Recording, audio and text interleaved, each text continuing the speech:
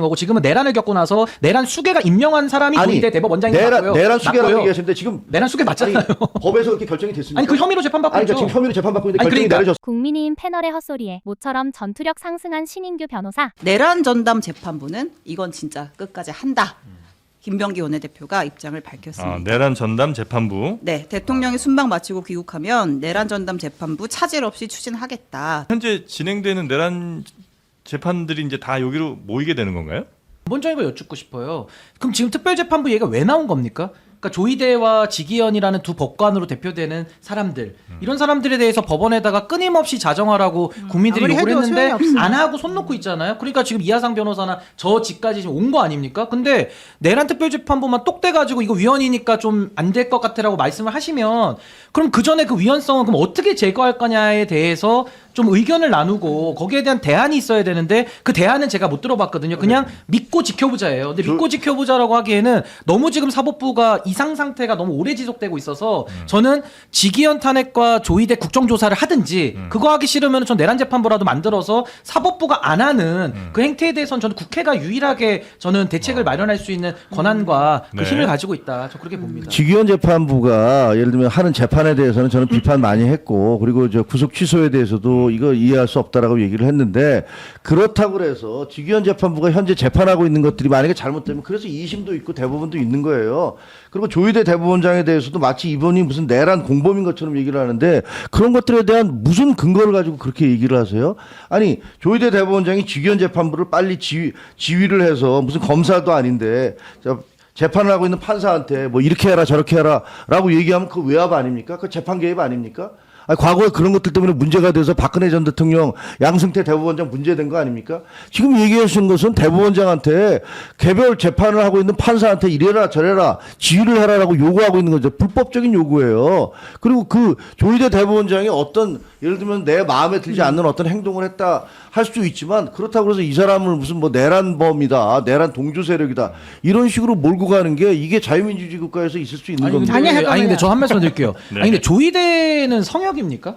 아니요? 성역이 아니잖아요. 네. 그러니까 그걸 저는 지적한 건데 지적한 걸 가지고서 뭐 왜 조희대 대법원장에 대해서 그렇게 뭐 내란범처럼 몰이를 하냐 이렇게 말씀하시는 거는 같은 상황을 놓고 너무 이렇게 극단적인 표현만 지금 나가는 거고. 조희대 대법원장이 아니, 저는 뭐 개입을 안 한다고 문제를 삼고 제 있는 거 말씀 아니에요? 좀 마무리할게요. 그래서 저는 성역은 아니기 때문에 네. 조희대 대법원장이 지금 사법 신뢰를 실추시키고 있고 이건 저의 주장이 아니라 법원 노조에서도 지금 최악의 평가 나왔거든요. 예. 그러니까 이런 부분들에 대해서 그럼 우리는 어떤 대처를 할 것이냐, 어떤 평가와 어떤 대안을 가지고 접근할 거냐 이 말씀을 전 하자는 거지. 조희대 대법원장에 대해서 성역이 아니라고 말씀하시면서 제 비판에 대해 가지고도 뭐 몰이를 한다는 식으로 하신 건 좀 과도하다는. 대법원장은요 대통령보다도 임기가 더 깁니다. 왜냐하면 이게 사법부의 독립을 위해서 그런 그건 거예요. 당연하죠. 그런 식으로 얘기하시면 대통령이 예를 들어서 지지도가 10%로 떨어지면 이 사람 다른 사람들이 지지도 10%밖에 안 되니까 이 사람에 대해서 무슨 조치를 하자. 근데 이렇게 그거는 얘기합니까? 원론을 말씀하시는 거고 지금은 내란을 겪고 나서 내란 수괴가 임명한 사람이 조희대 대법원장인 것 같고요. 내란 수괴라고 맞고요. 얘기하시는데 지금 내란 수괴 맞잖아요. 법에서 그렇게 결정이 됐습니까? 아니 그 혐의로 재판받고 아니, 있죠. 그러니까 지금 혐의로 재판받고 있는데 아니 결정이 그러니까 내려졌습니까? 이 논리가 아까 제가 말씀드린 대로 그럼 3심 다 가야 인정하겠다라는 거는 법률적인 말씀이신 거고 맞습니다. 정치적인 주장으로는 내란 수괴라고 말해도 아무 문제 없습니다. 아니 그러니까 정치적인 주장과 법률적인 주장을 섞어서 막 얘기하시잖아요. 아니, 그러니까 당연히 제가 섞여 있죠. 이게 필요한 거를 네. 선택적으로 이것저것 하면서 제가- 어떤 정치적인 주장을 하고 어떤 때 네. 법률적 주장을 하면서 자기한테 유리한 것만 취사 선택하니까 네. 그게 공정한 게 네, 아니라는 제가 거예요. 잠깐 노영희 말씀드릴게요. 변호사님. 네, 이게 이제 순서가 조금 있는 것 같아요. 왜 그랬느냐면 지금 내란 특검에서도 대법원에다가 물어봤대잖아요. 당신들이 그 계엄이 선포되던 날 했었던 그 행위가 실질적으로 대법원 회의. 네. 실질적으로 내란과 관련된 것인지 확인하겠다. 이 의심이 이제 지금 국민들에게 있는 거예요. 그러다 보니까 비상계엄 선포 때 대법원이 이걸 합법이라고 하는 전제하에서 군사법원으로 자신들의 소송지휘권을 넘기려고 했었던 그 행위 상당히 이상하거든요. 그래서 그 부분에 대한 확인이 필요하다는 게 국민들의 이제 첫 번째 의심인 것이고 두 번째 지기현이라고 하는 정말 이 중앙지방법원에는 6개의 선거 부패 전담 재판부를 제외하고 식품보건이라고 하는 걸 주로 담당하는 그분 쪽에다가 이걸 굳이 2개나 배당을 했고 그게 아무런 문제 없는 공평한 배당인 것처럼 말했으나 사실 우리가 나중에 확인해 보니까 또 그게 아니었다는 게 드러나니까 이상했고 게다가 지기현이라고 하는 사람이 구속 취소한 내용은 정말 대한민국에서 있어서는 안 되고 있을 수도 없는 것이 딱 단 한 번 그때에 벌어졌었던 것이고 그러면서 결국은 윤석열에게 모든 이런 행동들이 다 윤석열에게 유리한 방향으로 윤석열이 원하는 방향으로 다 이렇게 표면화되었었다는 게 사실 이제 가장 큰 문제였고 네 번째 네. 실제 그 이후에 벌어진 여러 가지 내란 재판 진행 과정에서 보여준 다른 재판부와 이 직위원 재판부의 이상한 행동들이 있는데 거기에 대해서 한마디도 안 하고 있고 특히 이하상이나 뭐 권모라는 자가 하는 이 변호 행위에 대해서도 지금 이렇게 법원이 망가지고 있는 중간인데 아무 말도 안 하고 있어 이거 해결하려는 노력이 하나도 없었고 그다음에 이재명 대통령에 대해서 파기환 성심 재판하는 과정에 대해서도 계속 거짓말 일관해서 아무것도 설명된 바가 없었었고 그다음에 마지막으로 지금 현재 문제가 되고 있는 여러 가지 상황에 대해서 대법원이 전혀 입을 열고 있지를 않고 어떤 식으로 이걸 해결해야 되는지에 대해서는 책임감을 갖고 있지 않다는 거. 네. 이런 여러 가지 것들이 지금 한꺼번에 쭉 연결되다 보니까 아, 이 좀 이상하다. 이분이 뭔가 좀 있는 거 아닌가라고 생각을 할 수밖에 없는 구조가 되어버렸다. 네, 그래서 네. 민주주의가 무너지는 그렇게 거예요. 해서 문영배 재판관이 뭐라고 얘기하고 있느냐면 참 나도 법조인으로서 나름대로 이 사법의 독립과 사법의 신뢰를 위해서 노력해온 사람인데 나는 지금 당신들에게 사법의 신뢰에 대해서 물어보고 있는데 왜 당신들이 얼토당토하게 사법의 독립을 얘기하고 있느냐 이제 이런 말까지 나올 정도로 네네. 지금 현재 수많은 법조인들이 지금 이 상황에 대해서 의아하게 생각하고 있다는 거예요. 그럼 여기 대해서 답을 해주든지 고쳐주든지 우리를 설득하든지 해야 되는데 아무것도 안 아니, 하잖아요. 지금 네, 민주당에서 하고 있는 교체라든가 변화에 대해서도 의아하게 생각하는 법조인들이 무수합니다. 일단 그건 두 번째 그렇게 문제고 선택적으로 그건 두 어떤 번째 사람이 문제고 섞지 잠깐만요. 말고. 그건 두 번째 얘기하면 안 문제고 되죠. 두 번째 문제고 제가 앞에서 제기한 문제에 대해 답을 해주세요. 그거요. 그러면. 답을 얘기해 드릴게요. 지금요 모든 독재자들이 시스템을 무너뜨릴 때 하는 주장이 그겁니다. 이것도 마음에 안 들고 저것도 아니, 이상하고 내 앞에 얘기한 그렇게 것만 얘기를 하나씩 대답을 하면서 해줘. 시스템을 바꿔야 된다고 얘기를 해서 그렇게 사법 시스템도 그렇고 다른 민주주의 시스템도 그런 거예요. 민주주의가 붕괴된다. 아니, 그러니까 그거는 그런 식으로 그거는 자기 나중 편의에 문제고, 의해서 그건 나중 문제고 제가 시스템을 바꾸면 안 제 돼요. 질문은 그게 아니라 지금 제가 말한 직위원과 그다음에 이 조희대 대법원과 관련된 문제가 다 틀린 말입니까? 그러면 제가 지금 지적한 것이 우리 앞에서 정확히 어떤 주장을 에이, 여러 얘기하셨는지 가지 예, 해주셨는데. 저도 한 말씀만 보내면 네. 아니 저는 지금 노영희 변호사님이 지적하신 문제 한 10가지 되잖아요. 전 다 타당하다고 보거든요. 그 저도 의혹을 갖고 있습니다. 근데 네. 지금 김종혁 최고위원께서 굉장히 전 결례되는 말씀하신 게 민주주의를 파괴하는 거라 그래요. 그럼 저도 동의하거든요. 그러면 제가 저 내란의 밤에 같이 그날 나가셨고 저도 목숨 걸고 나왔거든요. 국민의 한 사람으로서 그 저항을 하는 상황에서 이 내란만큼 막아야 되겠다라고 민주주의를 위해서 나간 사람인데 나간 사람들이 지금 이 문제를 바로잡자로 노력하는 거를 그 주장은 민주주의를 파괴하는 거다라고 말씀을 하시면 아니, 이거는 굉장히 제가 좀 저는 말씀드릴게요. 그런 그러면- 시민들도 많으신데 그러면 그렇게 말씀하시는 건 아닌 것 그거 같아요. 12월 3일 계엄의 저만 밤에 나갔다는 건 아니고. 계엄의 밤에 신인규 변호사뿐만 아니라 저도 현장에서 아니, 그러니까요. 그러니까 그거가 나가서- 있었는데 아니, 근데 그러면- 바로잡자는 노력을 아니, 그렇게 그런 폄하하시면 사람들을 놔두고 어떡합니까? 그런 사람들이 주장하는 건 이 사람들은 내란당이라고 이렇게 몰아붙이는 게 맞습니까? 아니 내란을 옹호하면 말이 안 내란당이라고 되는 거죠. 왜 A를 물어보는데 B 얘기를 하세요? 네. 지금 우리는 알겠습니다. A에 대답을 네. 해주시라고 A에 대한 대답을 네. 해주시라고. 알겠습니다. 네. 아이고.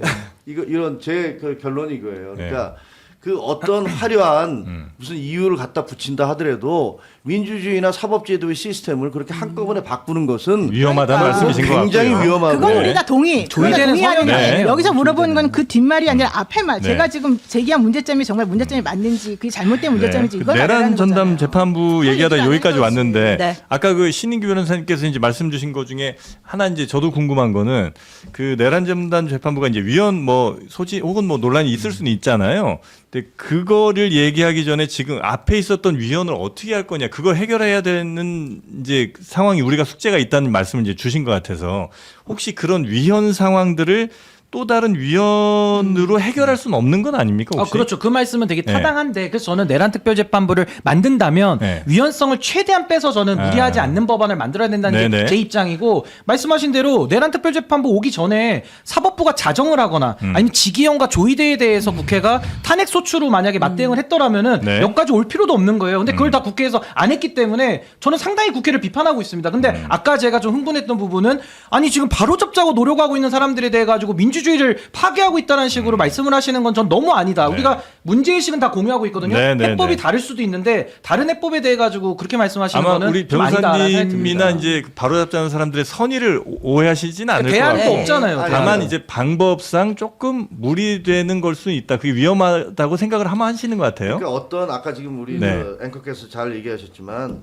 그 불법적인 것들을 했다고 그것을 불법적인 방법으로 교정하려는 것은 그 자체가 불법이에요. 그렇게 하면 안 된다고요. 그리고 어떤 이러이러한 문제들이 민주주의는 완벽하지 않아요. 사법 시스템도 입법 시스템도 어느 것 하나 제대로 되는 게 없어요. 상당히 네. 불만이 많아요. 근데 그런 것들을 놓고서 이것도 문제 있고 저것도 문제 있고 문제 있으니까 우리가 보기에 이상적인 이런 시스템을 도입하면 될 것 같다.